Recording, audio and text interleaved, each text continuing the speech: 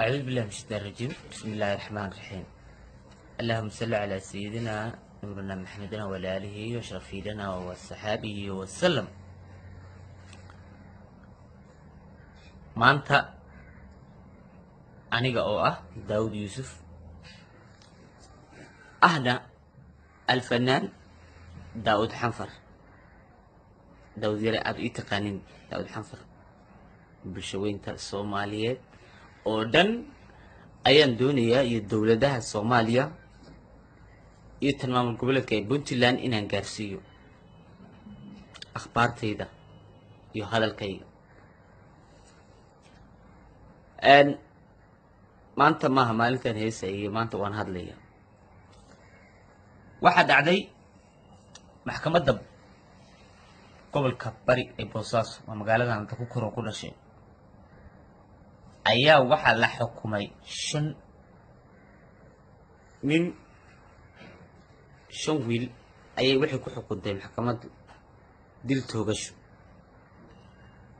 ayay soo xukuntay. adduunka waligay ma arag 5 qof oo walaalo ah oo dil toogasho lagu xukumayo. diinta islaamkana kuma jirto, tan Christmaskana kuma jirto, masiixi meel ay ku jirto anu kulan garan maayo. haddaba aan kala qaado 5 qof ee la xukumay. horta 5 qofba waxa dhalay walaalkay iga weyn ayaa dhalay.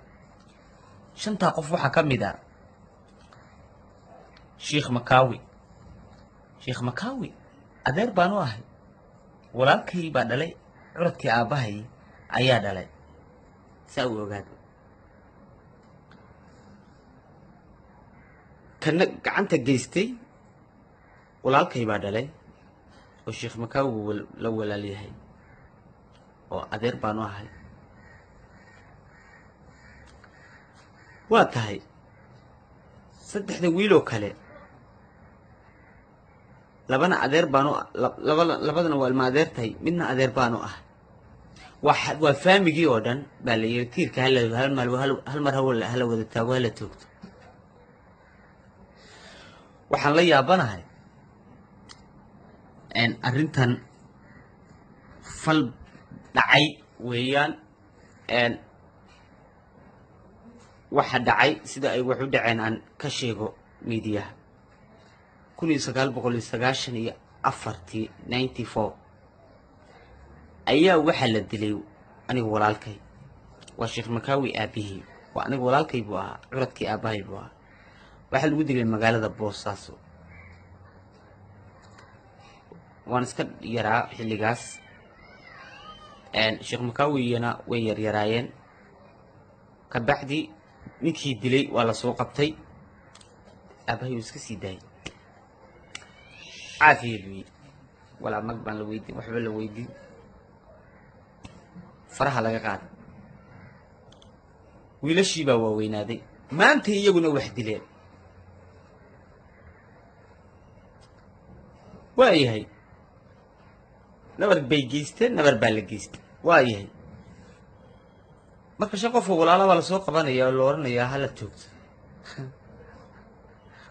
ma noqonayso.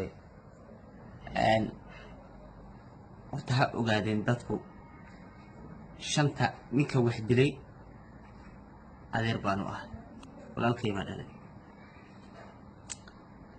geeridaas gacantaas u geystayna aad baan uga xumaaday, 100% aad iyo aad si aan khayr xad ah ayaan uga xumaaday. ilaahu baa ogaa sidaan xaaladeedu noqotay. ha ahaatee way dhacday. tulku weligiis buu isdili jiray ama dhagar la kala geli jiray, waan laga heshiin jiray. laakiin se maxkamaddu kuma xukumi jirin dil toogasho 5 qof oo walaalaa inay tiraahdo la soo qabto la wada toogto 5 nin oo walaalaa. bulshaweynta Soomaalida, fanaaniinta,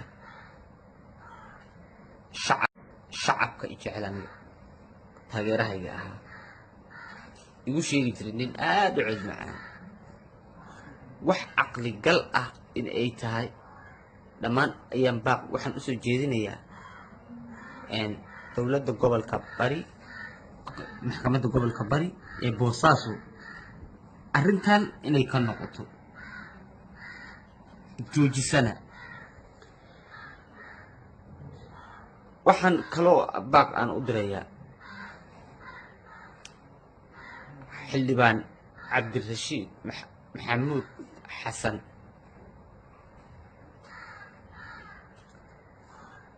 xildhibaan cabdirashiid ninka dhintay waa walaalkeedii walaalkaa ma aha waayo ina adeerkay buu ahaa aniga ahaa adigu waan ogahay walaalkaa inuu ahaa laakiin anigana ina adeerkay labaad ayuu ahaa igama sukaysidaan xildhibaan baa tahay nin mas-uula baa tahay nin ina adeerkaya oo aan jeclahay baa tahay ina adeerow waxaan kaa codsanayaa aan ku leeyahay ma aha shaarka dowladda inaad gashatid oo ilma adeertaa oo dhan tiirka wada taagtid doraad mid baa baxay shalna maantana mid bay naga baxay wax kalena inay naga baxaan ma ogoli waxaan kaa codsanayaa in aad falkaa arrintaas cabdirashiid xildhibaankaygii baa tahay waan ku jeclahay inaad joojisid ina adeero maadaama anigu ahay fanaankii ummadda Soomaaliyeed maanta sanadka way bulshadu aad u jeceshahay aadna u danayso aadna ay u xiisayso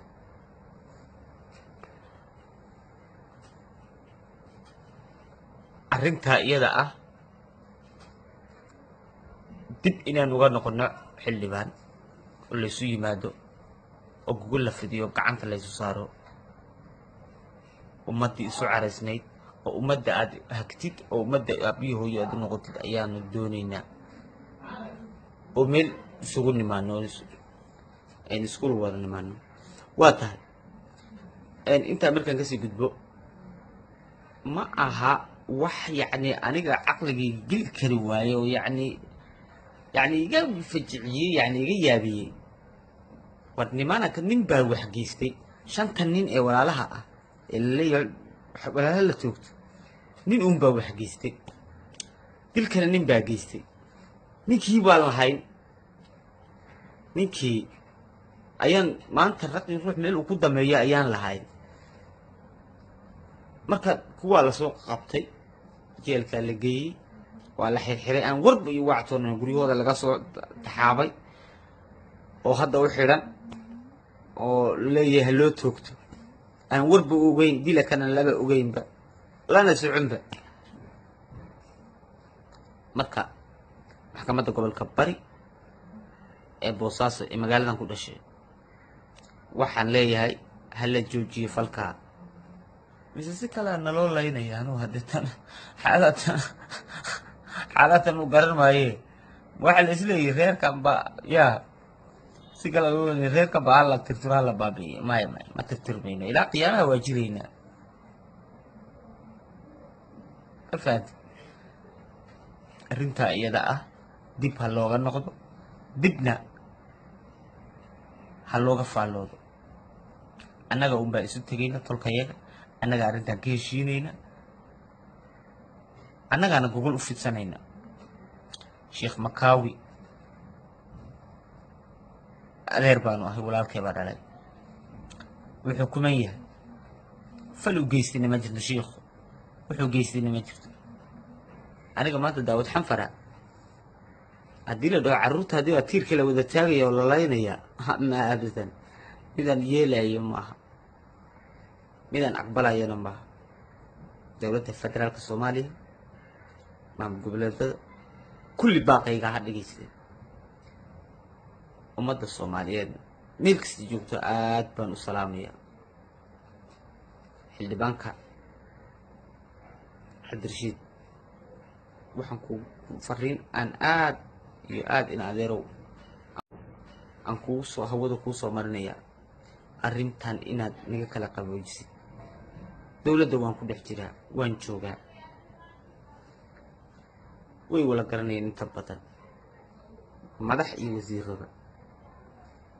arrintan ina ka qabooji, inana ka deji. weligeedaad nin layska dili jiray, anu maanta nin fanaananaha, balse ma jecli tolkayo saa isugu murugsan in aan ka aamuso. marka xildhibaan waxaan ku leeyahay arrintan ha la qaboojiyo, reerkana isu keen. adiga reerka isu keeni kareen maaha xilka inaan kuugu dhiibin inaad dad tolka, xilka waxaan kuugu dhiibin inaad markii lagu doortay inaad tolka 5 nin ka disho miyaa cabdirashiid? koyaab weya markaan codkii lagugu shubo la dishay inaad tolka tiraadid 5 nin baa laga dilaya. waa cajaa'ib weya. xildhibaan anigii waxa weeye nin shacab badan baan ahay oo dowlad ah. aniga keligay waa dowlad, nin cod badan baan ahay. wal waxaan kaa codsanayaa arrintaas in adeerow inaad joojisid.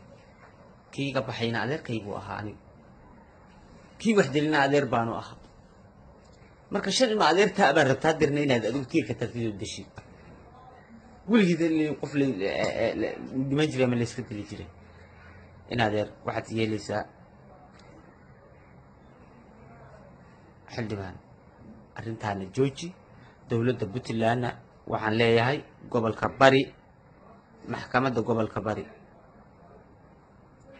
inay joojiso 5 nin ee walaalaha ay yiraahdeen dil toogasha ayay ku xukuman yihiin.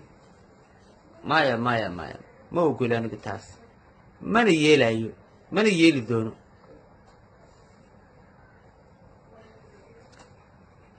eebbay hadduu idmo way soo imaan doonaa. gobolka barina waan imaanayaa, waana soo socdaa anigu. maanta Soomaaliya ma joogo, laakiin waan soo socdaa, waan soo dhoofayaa. ummadda Soomaaliyeedna waxaan insha Allah ku dhaafayaa. wassalaamu calaykum waraxmatullaahi wabarakaatuh. Soomaaliya ha noolaato, Soomaaliya oo dhan ha noolaato, meel kasta Soomaali joogto. aad baan u salaamayaa taageerahayga iyo shacabkayga iyo meel kasta. waxaad iga barateen insha Allah waan nii soo wadaa. arrimaha faamiga xoogaa igu cuslaa, iga raalli ahaada. aad baan u mahadsantihiin.